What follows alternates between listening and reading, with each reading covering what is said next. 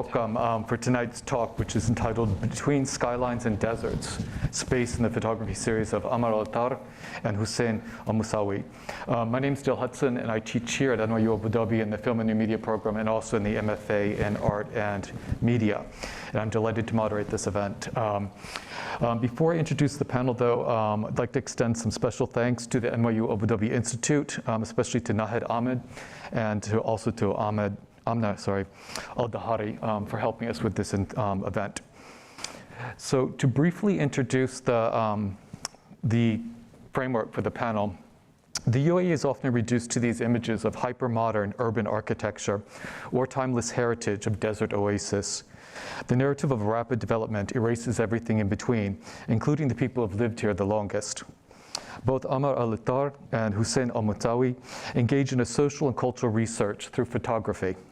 Their series capture places that are increasingly disappearing, what is often not marked to be saved.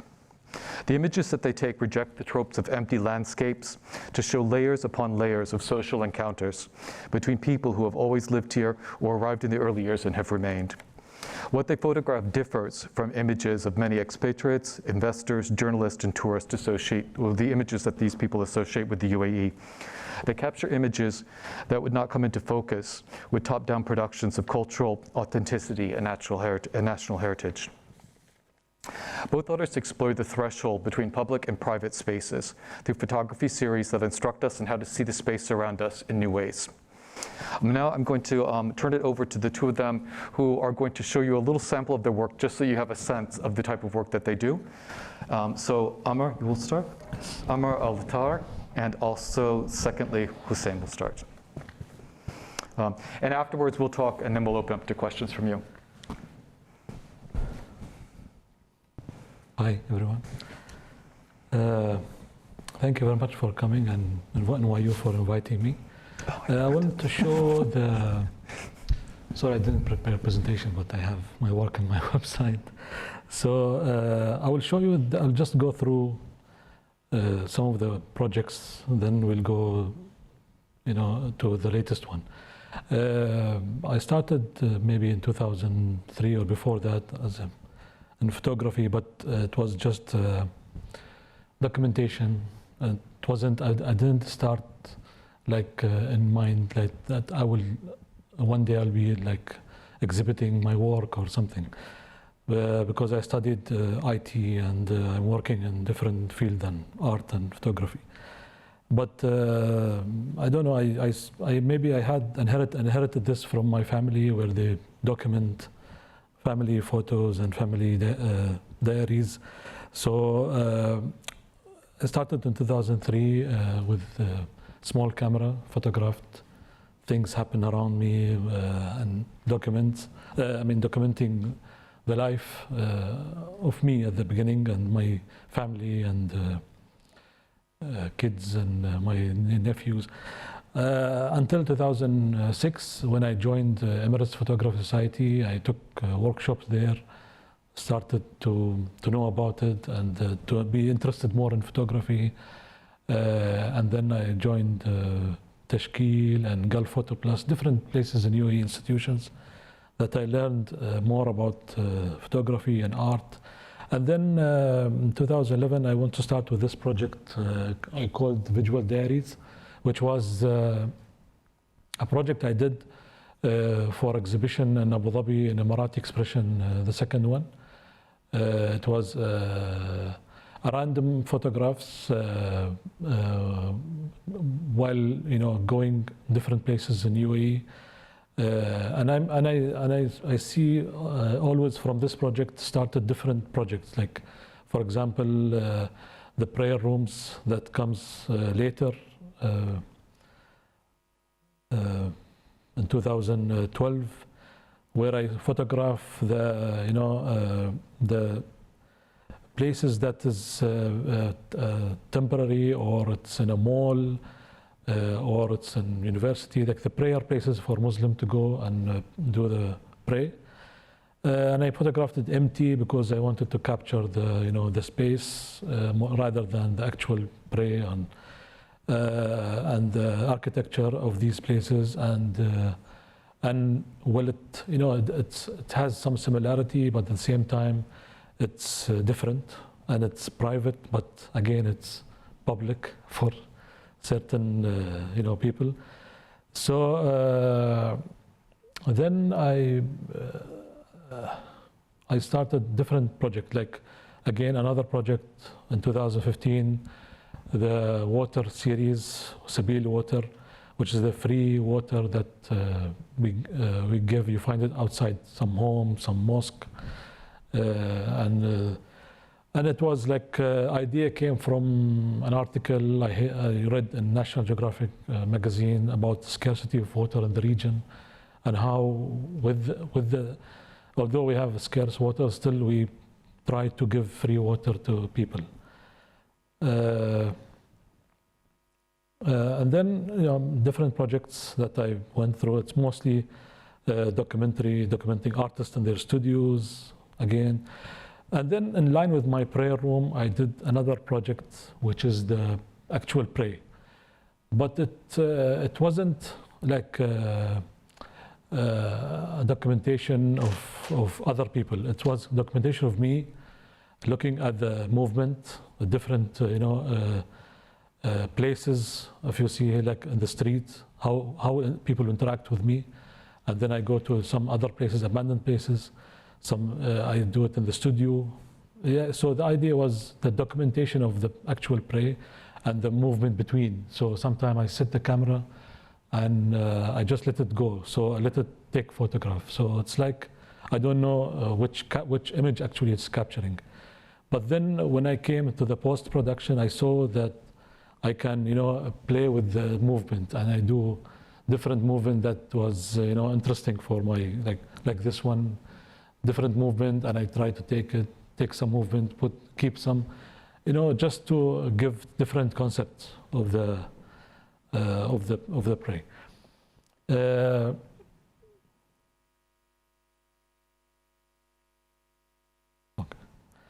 Okay, so while doing this project also, in 2013, I started a project called Reverse Moments. Reverse Moments is more of, for me, it's research about history of photography in UAE especially, and in the region. Because when I started in 2013, I was interested more in the photo studios in UAE, and how it is, how it started, who started the photo studios, from where they bring their, different films, developing it, all the the nationalities that started the photography, the photography studios. And while doing this project, I was introduced to different other things like the history. I don't know. In 2015, actually, one of my friends, he told me that since we are documenting these, spaces and studios, let's go. There is one cinema in Port Dubai and called Plaza Cinema. It used to be called Plaza Cinema, but it was called before it was demolished, Golden Cinema, which is one of the oldest cinema in Dubai, and it's one of the first air-conditioned cinema in Dubai. So we went from 2015, started documenting the space before they demolishing it, and it was one theater, one screen cinema, and it had 1,500 seat. And we were going like every week, every 2 weeks to document, and I documented the whole demolishing process from 2015 to 2017. And then I was interested, what about other cinemas? Is there other cinemas in UAE? Let's go and research. So then I went and I researched, and I found lots of other cinemas in UAE that some of them, I can see the remains of it, and some of them are just gone, and I see only the names. And I found in this cinema a lot of documentation, documents, posters that was stored in different storage place in this place, but nobody was it was opened after they started to open the stores, and as you see here, the reels of And of course, it's all damaged with the heat and humidity. And this is me while one of the summer days trying to research about whatever is remain I can save. And I did an exhibition here in NYU in Project Space. When it was 2018, yeah, sorry, 18 about this project. Actually, from the there was a transition from the cinema project. I was thinking, how can I convert all these, findings and I don't know, like the reels, the logos, the posters into artworks that can be exhibited, or because although that I tried to go and like document the history and this, but I'm not that like I don't know how to say it, not like historian or somebody who will record all these, but I tried to to create artwork out of it. And I did like different, I used different materials like screen prints of different logo that was used.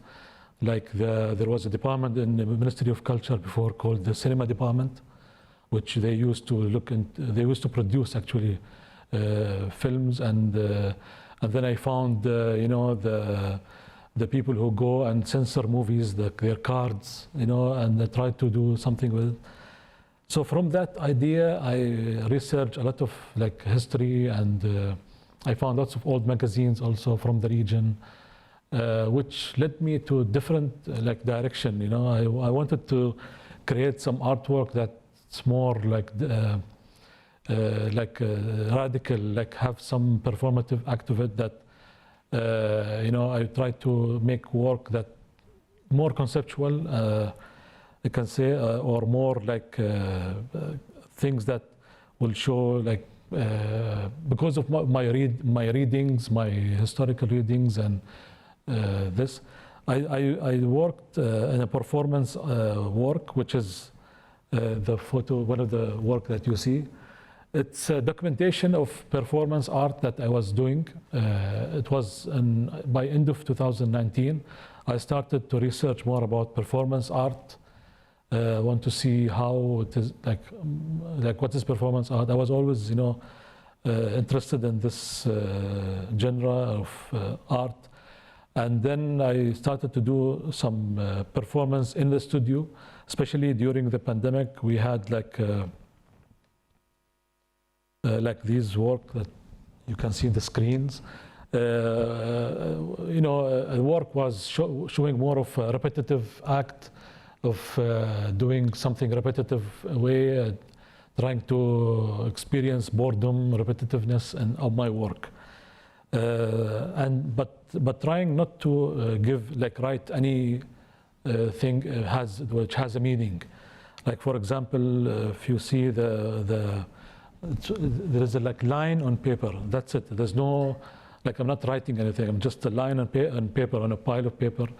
It's like for 15 minutes, I'm just doing a line on paper. And these work are mostly video, but I have some photograph also. So this is the latest work that I worked on. It's more a performance documentation of the performance art that I was doing in my studio. Then I went out. I tried to in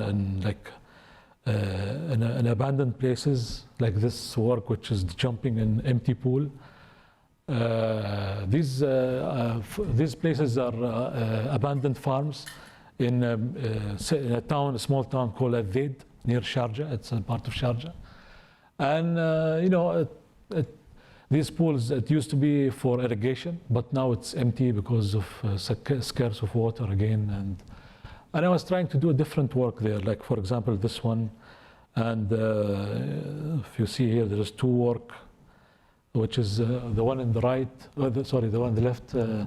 It's trying to cover a pool with a black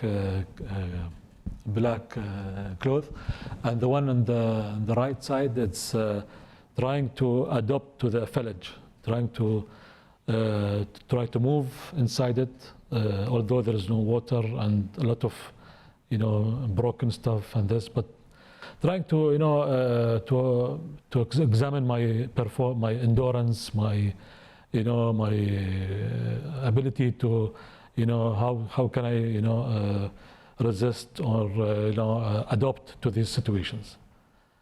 And this is the latest work, and I will leave my Hussain.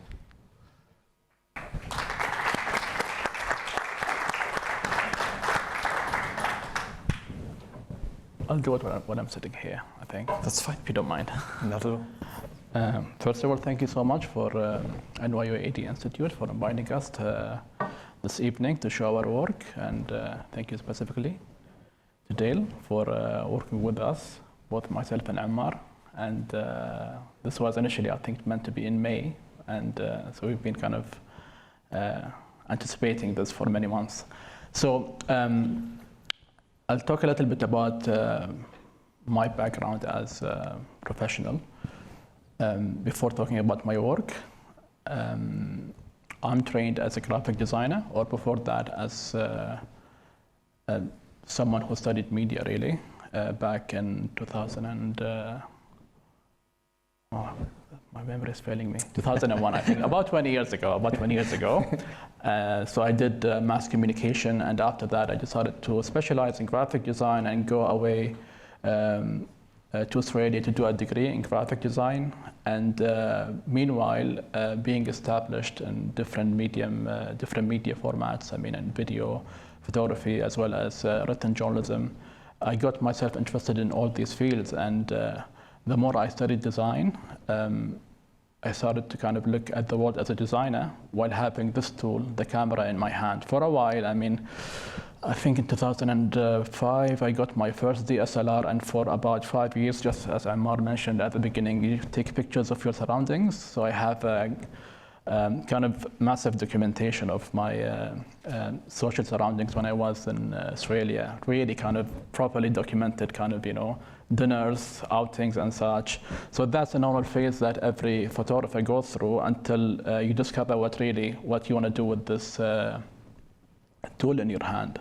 And it was I think in 2010 when I moved to Melbourne. I was in Brisbane for 4 years, and then to Melbourne in 2010, that I started to really think about this tool as a documentation of what I see around me in terms of designed world, not natural world, not people, but design elements, things that we don't tend to think of as design. And that's why it will be a bit more clear to you why I refer myself as a typologist and sometimes a photographer for some projects. But what I do personally is pretty much all falls within the area of typology, which is where I have each bit of work is connected to the other. It's almost like one piece of music, but then it's connected to different parts. And so each work pretty much, and I will show a bit of that, leads to the other one.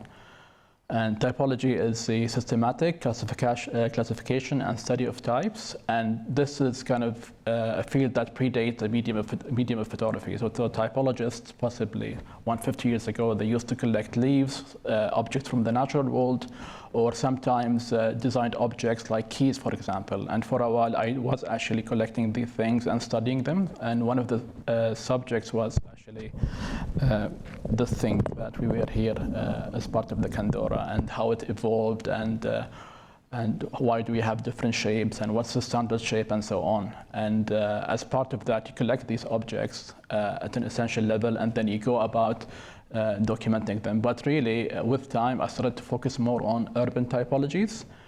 And that has a different nature, because you don't only research by reading, you actually research by walking around and collecting data in the urban space. So 2009, again, I'll go back. So that was the time when kind of, all this started to me with this trip from Brisbane to Melbourne. And there I was surprised in Melbourne and how vibrant the city is. And it's all form of kind of informal design. It's not kind of advertising or things that are meant to be consumed culturally, but things that are just there and people take them for granted. And as a response, as an emotional response, I wanted to document. I was quite overwhelmed, and I wanted to document the city the way I see it, but systematically. And that's when I started to document these typologies and spent possibly 1 year documenting every subject. So in this case, it's fire hydrant signs, And for a while it was, do I have that image? Yes, I do. Okay. This is actually the beginning, not this. So it's not in a pure chronological order. So this is the project where I was looking at, this is the first, like this is my own Big Bang. That's what I call it between myself. It's when I was kind of looking at these kind of manhole covers and like, why do they look the way they do? And it was just like a fun kind of bit of visual research in which I collected more than like maybe 2,000 pictures and just taking them, putting them into different categories and without having an aim why kind of what I'm doing. But then it was quite something that gave me a great amount of satisfaction. I don't have that picture. So with these, it was pretty much me trying to understand what do these things say, but one of the amazing moments was, I don't have that specific picture, when there was a term in one of these manholes that said GNFC. I was trying to find and discover what that said.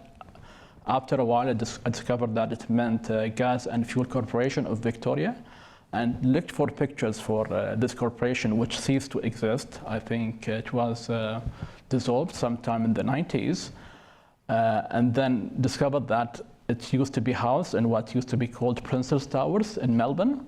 And these were kind of, you know, loved and hated among Melbournians. But I think most people hated them for them blocking light from the city. So they were situated, I think, on the east end. And so they blocked some light and they blocked the view from the city's main cathedral. Anyway, through looking down in this project, I actually managed to know something about the city, and Princess Towers were demolished to make way for Federation Square, which is Melbourne's main landmark today. So looking down sometimes and really digging deep and trying to research what's happening, because these things don't go with time. Like with Etisalat, what we have on the ground of Etisalat now, which got rebranded, let's say, this will stay on the ground for another 50 or 70 or 80 years. So looking down sometimes at these things can actually tell us a lot about where we live. So this was the beginning, and I won't talk much about Melbourne, but that's the beginning, which was important to highlight. In 2015 or 13, I came back to the UAE, to Abu Dhabi specifically, and for 2 years, it was pretty much nothing, blank, because I was in a different urban space that required observation before taking any pictures. So for quite, I think, 2 years, I didn't know what to photograph. I was just looking around until I found these beautiful things, which are, again, kind of, it has a parallel with what Ammar was doing in terms of looking for temporary structures and trying to see what do they say about us. So for almost a whole year, I was documenting, taking pictures of these hoarding fences. And to me, it was really hunting for colors. And I thought between myself, our neighborhoods are a bit kind of, you know, beigey. Everyone wants to kind of keep them like within a certain tone, and being a colorful person, generally, I was just hunting for colors and things that were informal. And with these, I mean, no one would care if, you know, if I'm building my house, I wouldn't care that's, you know, pink or yellow or whatever it is, because it's just something temporary. But in the temporary, you actually have lots of identity that gives our cities a sense of livelihood sometimes. And from there, oh yes, that's when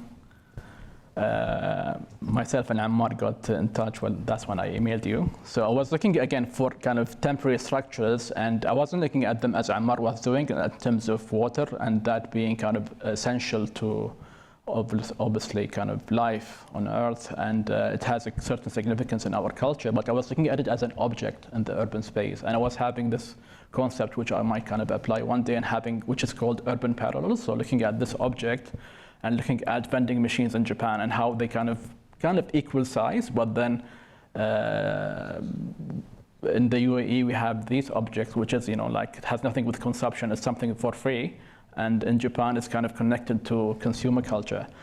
So that's I wanted to read this email, but I think I was very polite before meeting you in person, and I was just trying to kind of sense how much did Ammar do with these? How much did he document? And before me going ahead, because I've heard that you've done something, but I couldn't find the evidence. And then you got back to me with a link that showed me the collection. from which I decided not to pursue the project anymore and try to find something else. I did kind of have a grudge a little bit at that stage. Anyway, from there I moved to industrial facades, and I was kind of chasing these kind of split AC units, looking for a pattern. I was looking just for something kind of, that repeats itself without having a clear aim. And this is really one of my experimental projects that led me to what I do now. So it's pretty much, I see it as a strong transition period. So again, this is usually with these projects, I take a whole year to document them in our cities. And same thing in Melbourne, it was a whole year until kind of, I have enough of the collection that tells me something about the space where we are. And so from these, which I photographed in cities, mostly industrial areas, but and they gave me a little bit of an insight, especially about Sharjah and Ajman, which kind of, I discovered that in those cities, we cool our kind of buildings differently. That's why buildings look different from the outside. While in Abu Dhabi and Dubai, you have more kind of central AC systems, which affected, again, the look of the buildings. Crucially though, this is like my own eureka moment, symmetry. And for quite a long time, I think 4 years since coming back to the UAE from 2013 and 17, I was, I think, subconsciously aiming to photograph something permanent, architecture and specific, but I didn't know how to approach it because I always have to have an angle, like something, a pattern, something that would kind of tie in together and let me pursue the project and complete it. And this was my eureka moment. I thought, I was avoiding glass, to be honest. I didn't want to, although I think it's important to photograph whatever is contemporary, but without kind of ignoring modern architecture or modernist architecture.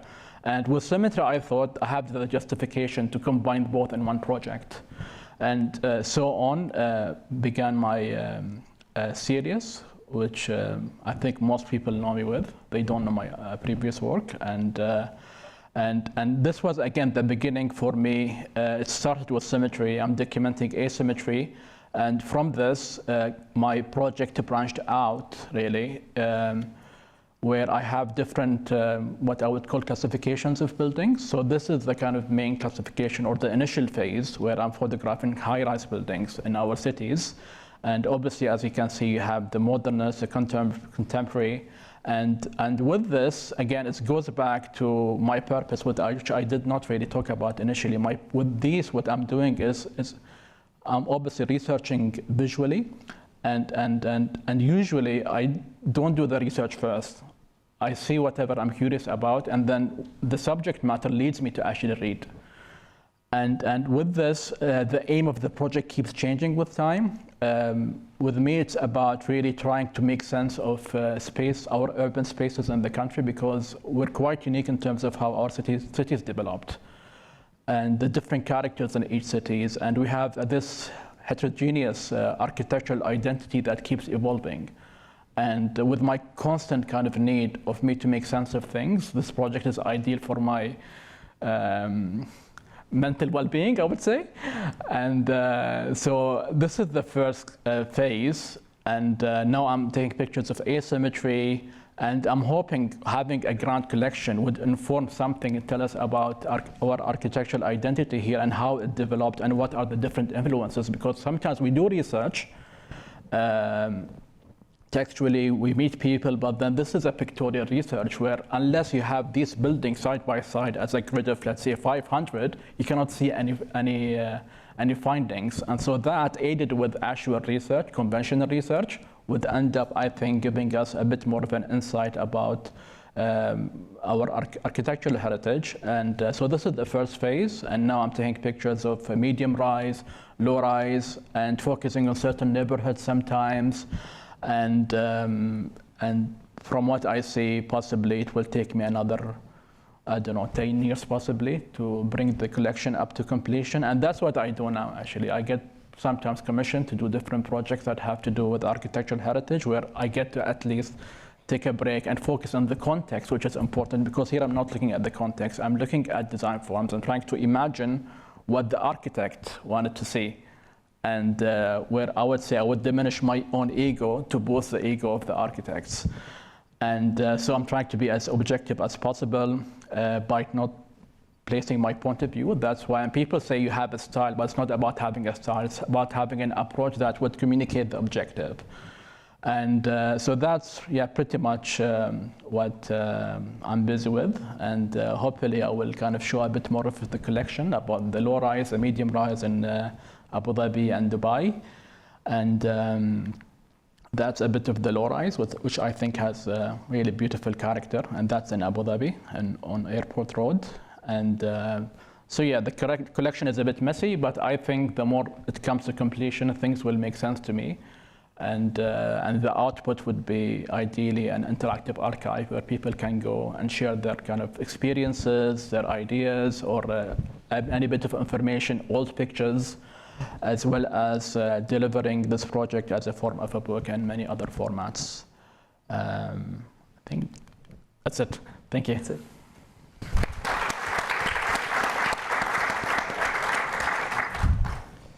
All right, I have a lot of questions for you, and I wanted also, we've spoken before many times about the artwork. I wanted to get you to speak about some of the things that I happen to know. One thing I think is fascinating in both of your work is that you're looking at objects and architectural sites, in some cases which are meant to be temporary, but in other cases which become temporary because they get taken down for different reasons. So what's interesting is by going out into the streets, into the neighborhoods, talking to people, you're actually finding the social history of the UAE, of things that you perhaps have walked by, but not known. And I find that fascinating. So Ammar, I want you to share the story of the Dubai, is it the Dubai cinema or the Plaza cinema, and the reel going back and forth? Yeah. This is amazing. It's an amazing story. I do film history primarily, so for me this was completely fascinating.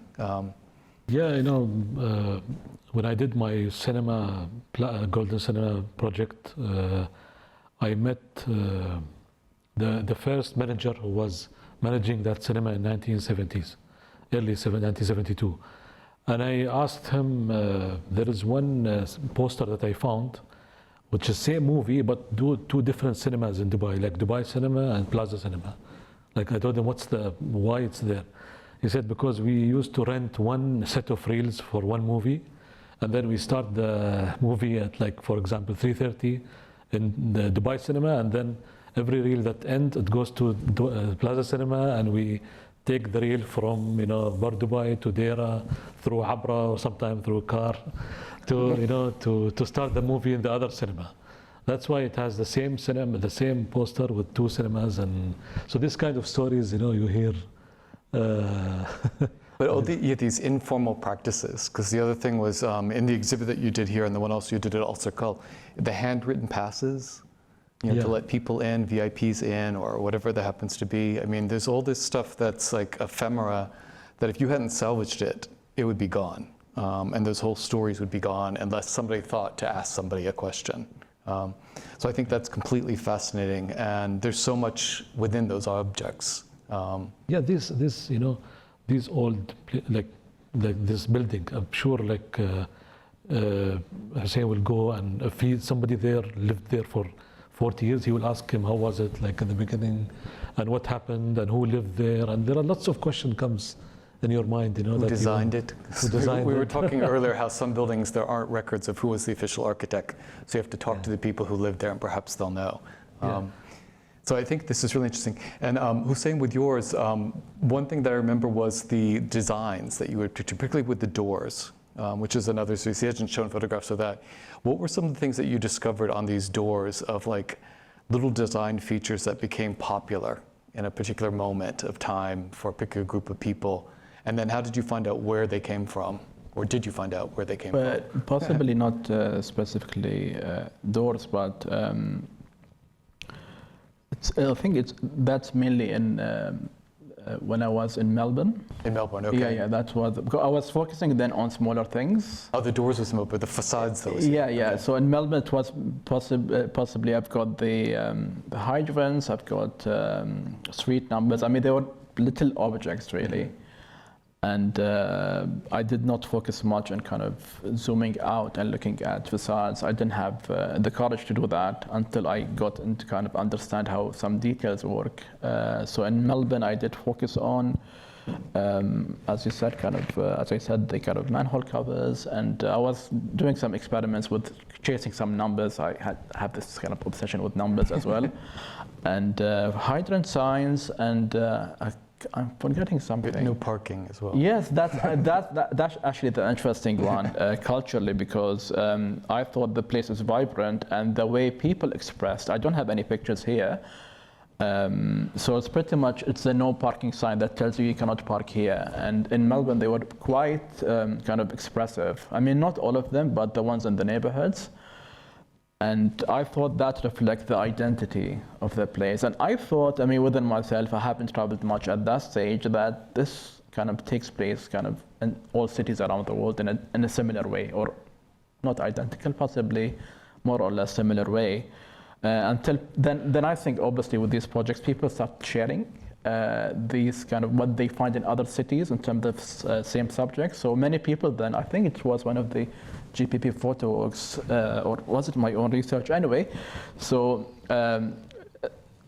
photographing these objects such as no parking signs, as I said, did tell me something about the city and the people and a bit of their culture.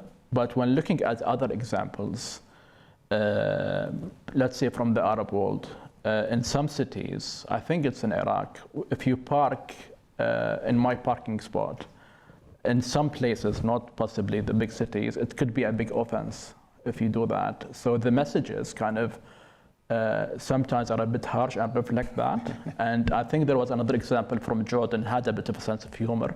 But then that talks about kind of sometimes how our cities are built. It talks about the density. It talks about the private spaces. You know, what's considered to be private. Usually, the kind of parking spot outside my place is a public space. But then, would I actually share that? And so, without actually taking that society as a beginning point of research, I was looking for objects, these objects, and then in return, these tell us about us. But for us to reach this conclusion, and that's what I do, I end up photographing them over and over and over and over until I end up with something that will give me an insight, because taking a bunch of pictures randomly just doesn't work. And part of the process is to come up with a finding is trying to hunt them systematically. And I had one of the pictures where I was showing a map where I would actually literally, I think I walked every single street in Melbourne through kind of printing these maps, and just kind of with a pencil I would kind of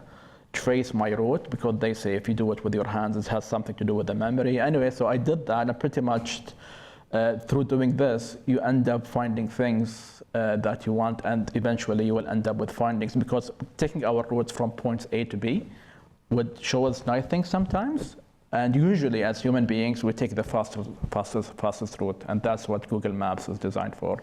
And but then, if you look for an alternative route, what they call kind of a happier route that shows you more nicer things, you actually end up experiencing the city a bit more differently. And most of us, I bet, I mean, if you live in Abu Dhabi, Dubai, or any other city, you haven't seen much of the city because you go every day from point A to B. If you decide one day just to go for a leisurely walk and try to kind of cover as many roads as possible, you will end up with many insights about the city. And it's all about that, having that intention to go. And it's not rocket science. If anyone does it, you will end up knowing more about what you live. And it's a simple process. And so if there's a kind of project component linked to it, then that would kind of make you a bit more encouraged to do it. And that's what I do. It's simple, but then you need to have a bit of an obsession to find something, and that's what pretty much keeps me going. I have something I will share. If you don't have the obsession, we actually did a workshop when we were located downtown. I can't remember, it was 2011, 2012. So if anybody wants to get lost in any city, particularly Abu Dhabi, download the app for Derive, D-E-R-I-V-E. App. And what it was is it gives you a selection of cards with instructions of things to do. And we did a workshop with staff and faculty and students, particularly for Abu Dhabi. So it tells you, normally it says walk 3 blocks to the west, and then you kind of move into another place and you eventually get lost. But we made specific ones for Abu Dhabi, which are really nice, and we did drawings and stuff. So we actually have a way that people can do that and encourage them to get lost. And I have to say that when we tested them, I would walk back and forth between the building we lived in and the campus and didn't see anything. And when I started going through, you're right, I saw whole different neighborhoods behind each block, completely different plants, different buildings, different people. It was amazing. So there's a way that everybody can enjoy this. What I was struck by is your description of the map and doing the line of the doors that you were, not the doors, but the buildings that you were photographing. And then Ammar with the lines of the gestures in the most recent series. And the one that I thought really struck me the most, well, a couple of them struck me most, was the one where you were doing the stamp on the building. I think it's on the building, right? And moving. Yeah. And what was fascinating with that one, as well as the ones where you're making the circular movements, is these are like the gestures of the past, which is what you were performing, if I'm understanding correctly, like the gestures that one would do in an office, except for a lot of them back to back in a performative way. So I think it's fascinating that that gets into this, you're taking something that's inside a private office and then putting it out into the public on top of a building that isn't the building most likely where people would work. No. So I was wondering if you could just talk a little bit about how you came to that. Yeah, like as I said earlier, when during the pandemic we had this lot of time sitting in our homes, and our home became an office actually. And it became like a repetitive thing, like you go sit every day, same table, and then at the one moment it convert my home office to an art office, so I put a camera, and then I started to do these lines on paper, and then I started to do the stamp. And I didn't want to, as I said, even the stamp, if you can see, it's just a square rectangle, just a black one. I went to a stamp actually shop. I told them I want to do this. I said, anything you want me to write? They said, no, nothing. Just I want black. That's it. Then, when we were allowed to go out, then I went to these places, as I said, the abandoned places, and because it's abandoned and nobody there, and you will have some little bit freedom of trying things on people's wall, but it's actually abandoned. So I started with the line first, or the circle, sorry, because I did the circle around me in the studio, in the home studio, or studio. And then that one was when I started to move around me. If you go to my Instagram in the last week, I was posting few seconds from this video every day, and I was examining my balance, how much I will resist, or how much I will stay doing this round without falling down actually. And it's also a reference to so many other my performance research with performance artists like Marina Abramovich, and who actually most of their performance was about also endurance, and the work that she did in MoMA, that she sat for 8 hours every day for 6 months. So these work that for me I was trying, and then I actually did it many times. The first time when you do, it's only a few minutes, then the minutes increase until you reach to a level that when you fall, that you will know that you reach your top limit. You cannot stand anymore. But it's like exercising. For me, it became now, and sometime now, even after the exhibition that I did, I go sometime now just to these places to do a performance. It's like when you ask somebody why you go to gym, I do it for exercise. So I go there to perform, just to perform, even it's for myself. I set up the camera and I take, so it became like this, it became like an action. It's not, because before I used to go to these places and document these places. Now it's more of me interacting with these architecture remains, and it became more of interaction with the place. And actually some of the places now, the wall that I did the stamp on it, it's not there anymore because they're building like they're building a market there now. And this shows you how things change very fast here.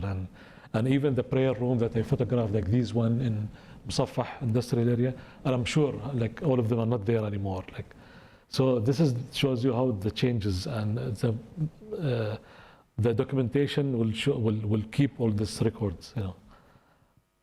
Yeah, that's interesting, and that's something that I can actually personally relate to. Of, you know, where I grew up, it doesn't look like that anymore at all. This neighborhood's being erased.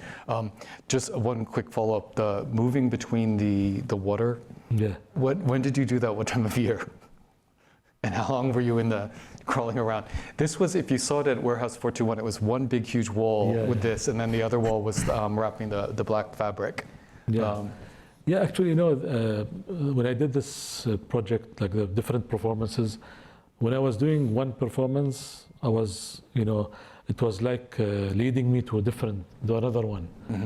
Mm-hmm. So I did a lot more performances that I showed in the exhibition, but you know, but some of them when I did, like the one which I'm moving, the performance. I was actually on the pool, at the top of the pool one day, just trying to look down, and I saw this. Then I saw that's a nice, you know, I have a photographic, you know, so I saw a nice composition. So I set up my camera, and then I said, why don't I move in this? Since there's no water, then, but yeah, I think it will say something. Somebody will ask why you're doing this or question. So yeah, so I tried, but it was a difficult experience, you know. Especially it's a dry place with all the, you know, plants, and you know, and I have pictures of me after doing this with some blood here, and but it's okay. It was again, it's examining my performance and endurance, and yeah, and learning through the performance and through the body experience of the performance. I mean, it teaches that. I have a question, Hussain, for you. In this series with the, I'm forgetting the title of it, but it's the, not encounters. Fences. The fences? The hoarding fences? The hoarding fences? No, it's one that you did here. Units? It's the Spaces of coexistence. of coexistence. Yeah. Thank you. What is really fascinating is that it's presented as a book, as well as you can look exhibit the photographs. And one thing that I really was struck by is that it's a collaborative research, this project. So I want you to just talk a little bit about how did this project emerge? What was the interaction between you and the historian, who's here, right? Yeah, Adina, I think she's here. Up there, okay. Yeah. And just to talk a little bit about that, because I think that's really interesting. It's a totally different way to think before you photograph or think while you photograph. And Ammar had talked about, you know, performance with photograph or running around to find things in photograph. Yeah, that's, I mean, in that specific project, I mean, first of all, it was one of our my greatest pleasures to work on that project and work with a really great team. I'm not saying it because Azina is in the crowd, but the whole team was just working with architects. I mean, that was like just the biggest joy to do. And so the project was part of UAE architecture project, and part of which there were different deliverables or different projects, and which was, I mean, it was an initiative initially, and then it developed into different projects. That's under MCY, Ministry of Youth, Culture and Youth, which was MCKD at that stage.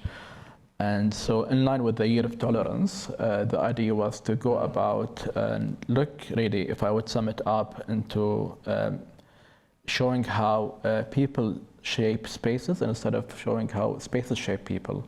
So with this idea, initially, I wasn't part of the research team. I would have loved to kind of having gone through that process, but I was on board at a later stage, at the stage when documentation had to take place. So many lists of buildings, I don't recall the exact number, it was more than 450 buildings that were initially listed, and then they were shortlisted to around 140, and the eventual number was 40 buildings because the deliverable was a book. So there was a massive research that went there, and slowly things were narrowed down, because at the end of the year you have a deliverable, which is a book. And so the 40 buildings really represent the message, obviously, but then if the project was to being implemented at a larger scale, possibly, there would have been more and more content to share. So most people who had their hands on the book, they saw some of the pictures and some of the research, but what went into it was way beyond what was delivered at the end. And until now, I believe it's a good base to expand on the project and take all the research component. I mean, the research, the sketches, the observations, and put them in a different format. And that was, I mean, to me, it's quite different to what I do personally, because what I do is pictorial research. It's almost the way around. I would observe in the urban environment, I would take pictures, and then these pictures would inform what I would be doing next, or what would I have to be researching. But in this process, it was the way around, which is, I mean, the conventional way. You actually research what is valuable, and then you do some initial field research to find what's out there before deciding we are going to document X, Y, and Z for the specific deliverable. And I mean, given the time frame of the project, I mean, I would have liked to go a bit deeper into the human element. Usually with such projects, I mean, documenting architecture in general, whether you want to include people or not, you would spend X amount of days to photograph each building and looking at the exterior, the interior, people, details, and so on. Though given the time frame that I had to more or less undertake a reportage style, where I would have 2 hours sometimes to document a certain building. So I had to take pictures of the facade, the details, the people, and everything in between. And sometimes I would have the luxury of going the next day, but most of the times I would have a few hours in a specific place, which meant really I cannot go with the tripod and wait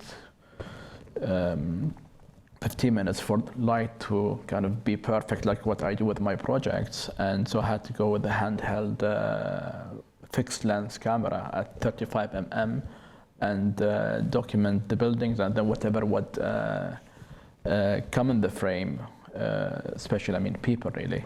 And so that I mean, dealing with that level of research, both in terms of quality of research and breadth, was something that quite really enriched what I do and added more meaning to what I do with my personal work. And the more projects of this type that we have, I believe we'll get to know more about our spaces here, whether it's the context of the project was spaces of worship mainly, but some community spaces as well, and sports spaces. So there was a few clubs, and that was quite nice experience. And then, but I mean, the people I met, I mean, within that time period, I mean, the array, the diversity, and I would usually, if it was a church, I would sometimes get in touch with the priest right away, and then I would get the permit through that. Or it's just the array of people. I mean, the diversity. I mean, we all spoke about, I mean, many of us here would have done something about the year of tolerance, but then going deep down and really touching on that diversity and getting to meet people and document what they do was just by itself an overwhelming experience, an enriching one. And I have lots of personal stories to share. So yeah, I mean, it all started with research, with good research, and a super team that wants to deliver an exceptional outcome. And it's an amazing series if you get a chance to see it. On your website, you have some images of the book, because it's you've got Hindu people worshiping, you've got Christians from Africa, Christians from South Asia, Christians from Southeast Asia. So it's a very different idea of what the Year of Tolerance was than on this island, for example, you know, where they're going to build the Abraham Accord, which is kind of like something in the future. It's just so deep. I learned a lot. I mean, going from just within Orthodox churches, I mean, you would have the Russian church, people will be standing for 2 hours. There's no seating. With the Indian Orthodox church, you would have people seated just like a mosque, and then it's just I mean, things. I mean, I discovered my own ignorance really, and through being curious about spaces. I mean, I've always had this curiosity where I would look at the building and imagine what people kind of do in it. I mean, I would imagine all kind of spaces, and whether it was like high-rise building or whatever it is. And in that moment, I got to actually kind of practice this obsession of actually kind of walking to those buildings and have objective to actually document in a legitimate way. And because there was, I mean, it was a proper project, and yeah, again, it was a lifetime experience. And again, it's the people, really, getting to actually meet the people.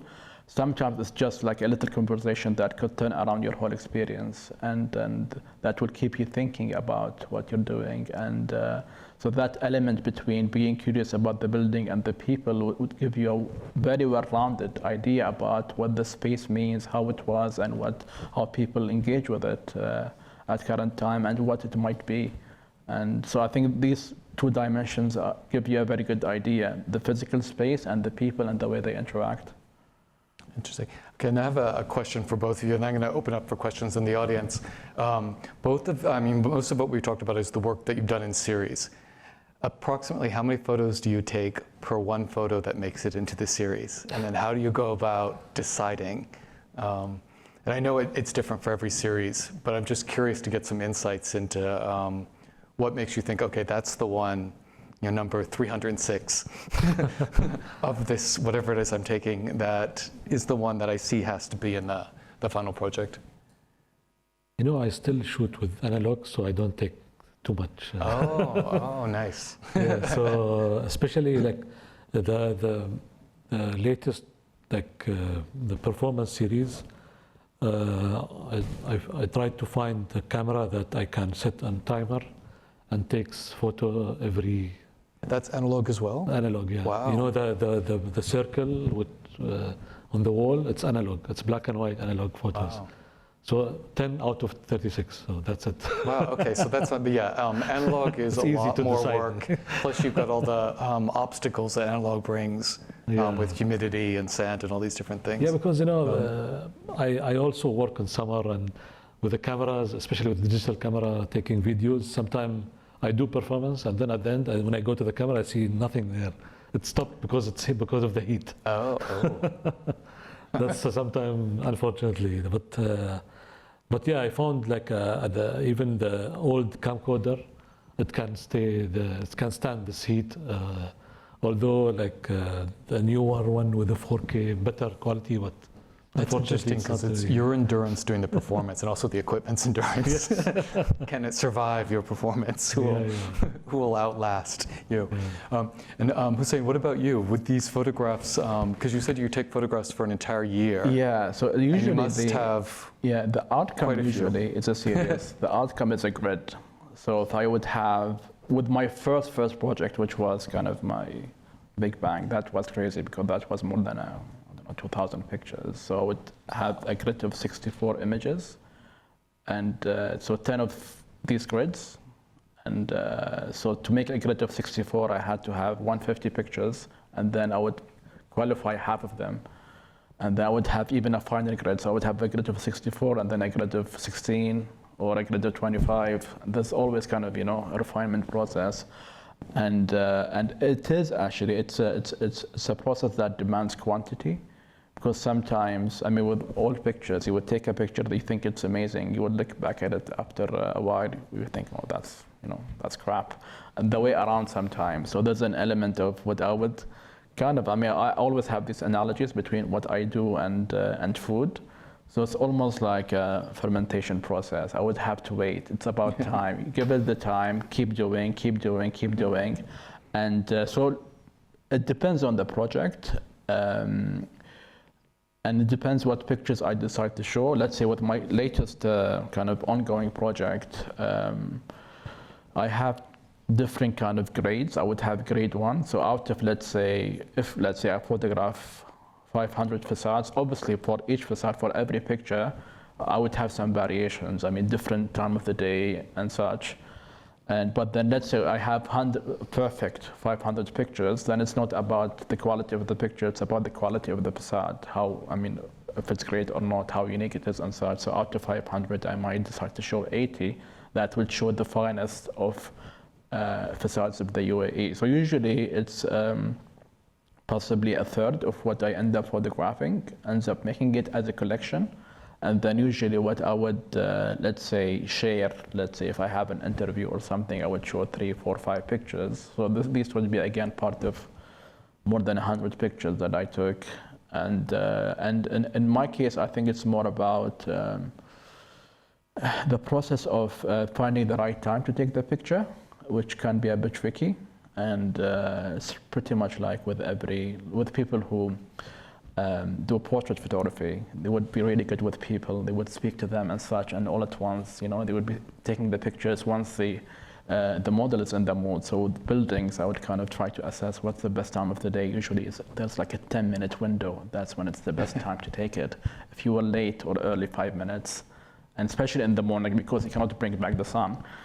And I would have to come back next day. So there are these attempts at, and really with that, I mean, what does make a good picture of the facade? It's usually elements that show the facade in the finest way without the intervention of many different elements. If you have so many shadows going on, for example, then you will not be able to see the design forms.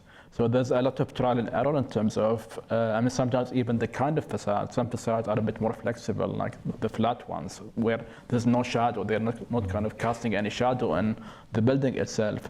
So there's a lot of process that goes there for us to see the final outcome. And so pretty much, I mean, it's eventually really a small quantity that makes it, that really represents the essence of the project. And there's no kind of trick to kind of just get it right. You always get it wrong every now and then, and but then that's part of the process. And having to wake up obviously very early. That's what I do these days. I wake up at 5:30 just to kind of take pictures of few buildings.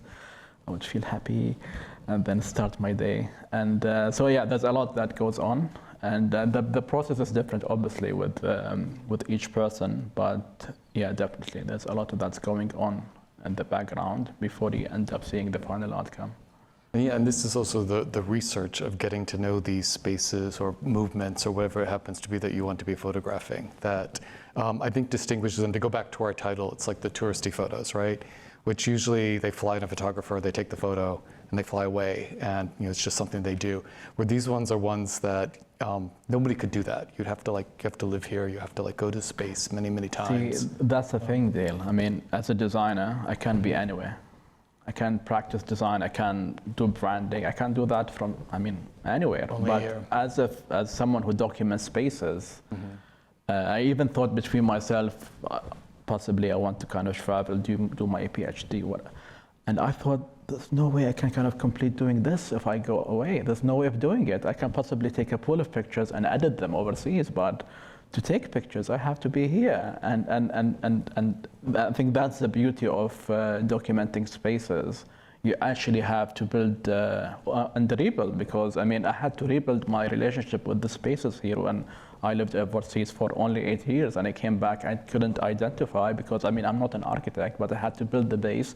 But it all starts with walking around, observing, and this cannot be done with just going somewhere. And I actually, when I travel, I kind of have that mindset. So I would identify these places, I would take pictures like a tourist or whatever you want to call it, and then go back. And I've done it in London, just for the sake of fun of it, for one week. And I would, again, walk every street, and kind of, it was mostly, I mean, the West End. And I got to actually kind of, I think I walked many streets, more than many Londoners in that 1 week. And it was amazing. It was really amazing. And again, you cannot do that unless you actually live there. And that naturally then strengthens your connection with the place, and a deep connection, really. And yeah. Yeah, and this is this kind of social production of space through the people who move through it and what they leave behind, what they bring to it, etc. This is fascinating.